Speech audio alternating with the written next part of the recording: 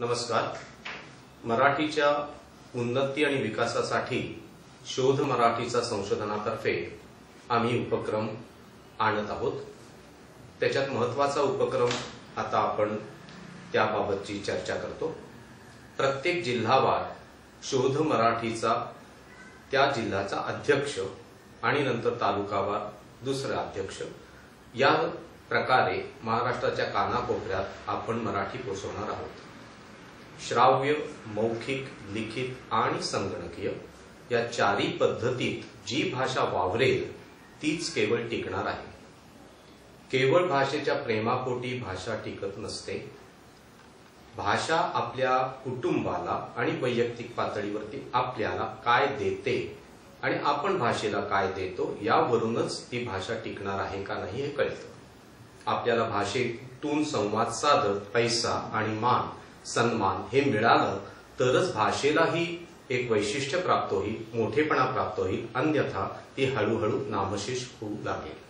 मराठीची तशी हकीकत होऊ नये यासाठी संगणकीय मराठी हे अतिशय महत्त्वाचं सूत्र आपण इथे राबवणार आहोत। त्यासाठी संगणकाच्या कुठच्याही क्षेत्रात म्हणजे जरी का ते मॅक पद्धतीचा पद्धत असो किंवा मायक्रोसॉफ्टची असो किंवा युनिकोडची असो किंवा TTF फॉन्ट्स असो, कुठच्याही संगणकात मराठी मनसोक्त आणि मोफतपणे वापरता येणं ही आजच्या काळाची गरज आहे आणि त्यासाठीचा उपक्रम आपण सुरुवात करत आहोत।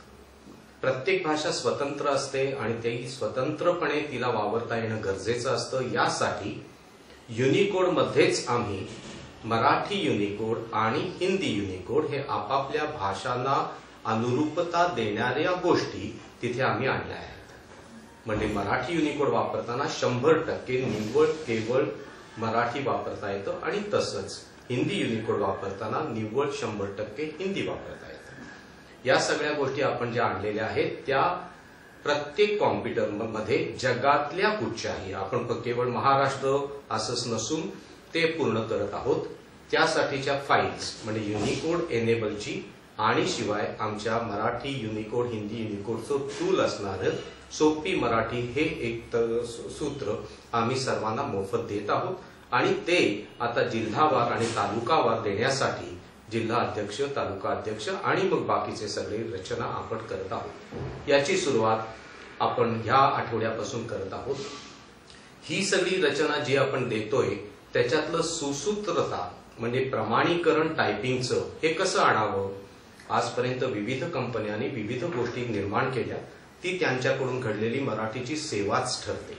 कोणीही कोणाचाही असं का तसं का असं न म्हणताना एकत्र येऊन मराठीला मोठं करायचं आहे हाच उद्देश ठेवून आपण मार्गस्थ व्हावं अशी शोध मराठीच्या संशोधनाची महत्वाची रचना आहे।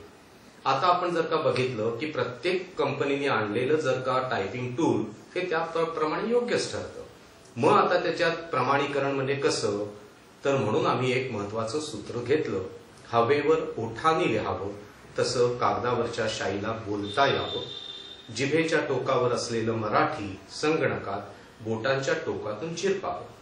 म्हणजे कुठचाही फॉन्ट कसाही जरी असला तरी हे सूत्र मात्र सर्वांना सारखंच पडतं का लागू पडतं। मग या पद्धतीतून आपल्याला टायपिंग टूल बनवता येतं का, ते जर आलं तर ते मराठीच्या प्रमाणीकरणाचं सूत्र ठरेल का, लोकांनी विचार करावा। आम्ही फक्त हे एक मसुदा म्हणून तुमच्या समोर सादर करतोय आणि ते मोफत देतोय। या पद्धतीतून आम्ही काय घडवलं, आम्ही फॉन्टही आणले पण हे जे देतोय ते टायपिंग टूल आहे।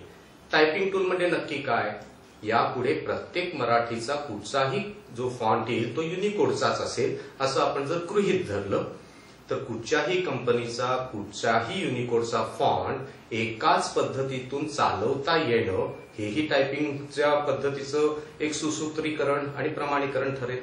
ते आम्ही याच्यातून पूर्ण केलेलं आहे आणि ह्याचा वापर आणि त्याची जडणघडण ही स्थानिक पातळीवरून त्या त्या क्रमाने त्यांच्या गरजा भागवत लोकांपर्यंत पोहोचवता यावं यासाठी आम्ही सर्वांना आवाहन करतो की ज्या ज्या व्यक्तींना तालुका किंवा जिल्ह्याच्या पातळीवरती याच्यात सहभाग घ्यायचा आहे आणि लोकांच्या गरजा भागवण्यात शोध मराठीच्या संशोधनाला वैचारिक मदत करायची आहे त्यांनी कृपया आम्ही दिलेल्या या फोनवरती आणि आमच्या ईमेलवरती संपर्क साधावा, एकमेकांना मदत करत पणतीनी पणती उजळवत मराठीला आपण बघता बघता मोठं करू आणि त्यासाठी सगळ्यांनी एकत्र येणं गरजेचं आहे. धन्यवाद.